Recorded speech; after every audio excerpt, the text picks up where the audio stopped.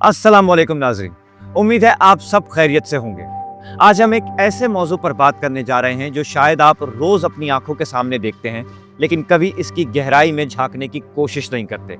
जी हाँ, आज हम बात करेंगे बेगर्स यानी मांगने वालों के बारे में, खास तौर पर पाकिस्तान में इसके पीछे छुपे माफिया के बारे में। और ये भी आपको बताएंगे कि सऊदी अरब में पाकिस्तानी बेगर्स किस तरह पकड़े जा रहे हैं और उनके साथ क्या हो रहा है। ये एक ऐसा मौजू है दोस्तों जिस पर कम लोग बात करते हैं, लेकिन इसके पीछे एक पूरी अंडरवर्ल्ड छुपी है, जिसे आज हम आपके सामने बेनकाब करेंगे।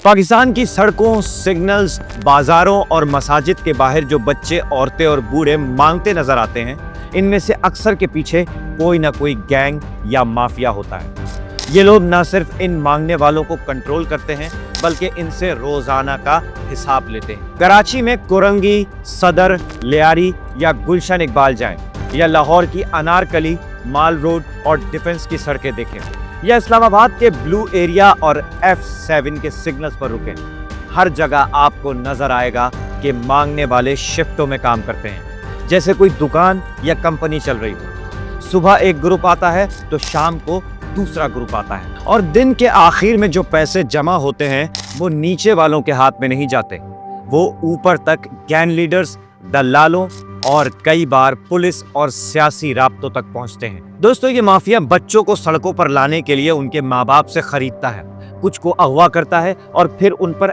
ऐसा जुल्म करता है कि वो लोगों की हमदर्दी बटोर सके। उन पर दानिस्ता जख्म दिए जाते हैं, उन्हें नशा आवर इंजेक्शंस लगाए जाते हैं ताकि वो कमजोर और बेहाल नजर आएं।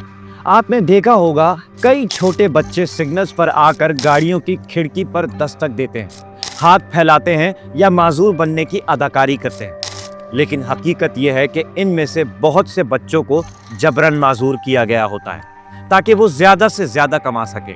औरतों के साथ जिनसी इस्तेहसाल के केसेस भी सामने आए हैं और कई बार इन्हें मांगने पर मजबूर किया जाता है, जबकि असल पैसा कोई और खा जाता है। ये नेटवर्क सिर्फ पाकिस्तान तक महदूद नहीं, हाल ही में सऊदी अरब में कई पाकिस्तानी बेगर्स पकड़े गए जो हज या उम्रा के वीजे पर भेजे गए थे, लेकिन वहां जाकर मांगने लगे। उनके पीछे भी पाकिस्तान में बैठे एजेंट्स और माफिया होते हैं जो उनकी कमाई का बड़ा हिस्सा लेते हैं। सऊदी हुक्काम ने कई बार इन लोगों को डिपोर्ट भी किया है, क्योंकि ये एक मुनाफा बख्श कारोबार बन चुका है। बच्चों को वहां भी इस्तेमाल किया जाता है, उनके हाथों में जाली मेडिकल रिपोर्ट्स या तस्वीरें देकर लोगों से पैसे बटोरे जाते हैं।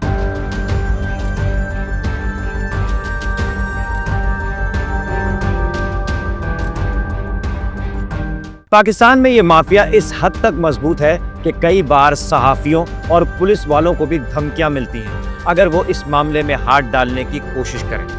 अंदाजा लगाएं, सिर्फ कराची में रोजाना करोड़ों रुपए इस धंधे से कमाए जाते हैं। और वो पैसा कहां जाता है?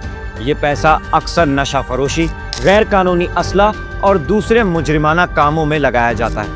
आप जब सड़क पर किसी मांगने वाले को पैसे देते हैं तो वो पैसा शाज़ो नादिर ही उसके हाथ में जाता है, असल में वो ऊपर तक जाता है उस माफिया के पास जो इस सब का असल मालिक है। नाजरीन, ये सिर्फ एक जज्बाती मौजू नहीं, ये एक माशरती अलमिया है। ये बच्चे जो आपको सिग्नल्स पर मिलते हैं, ये सिर्फ मोहताज नहीं, ये कैदी हैं एक ऐसे निज़ाम के जो इनके बचपन, इनकी सेहत, इनका सब कुछ छीन लेता है सिर्फ पैसे की हवस में। अगर हम सब ने इस पर आवाज ना उठाई, अगर हमने अपनी जिम्मेदारी को आंख बंद करके पैसे देने तक महदूद रखा, तो ये सिलसिला कभी नहीं रुकेगा। हमें ये समझने की ज़रूरत है कि असल मदद वो है जो इस निज़ाम को तोड़ने में हो, ना कि इसको मज़ीद मजबूत करने में।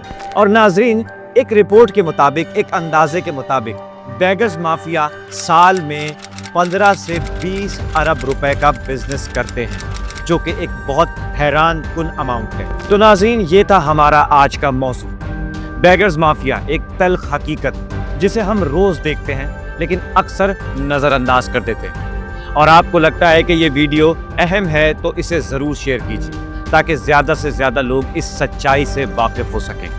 मैं हूँ आपका होस्ट اور ہم پھر ملیں گے ایک اور اہم اور چونکا دینے والے موضوع کے ساتھ. تب تک اپنا خیال رکھیے. اللہ حافظ. اپنا اور اپنے ارد گرد کے لوگوں کا خیال رکھیں.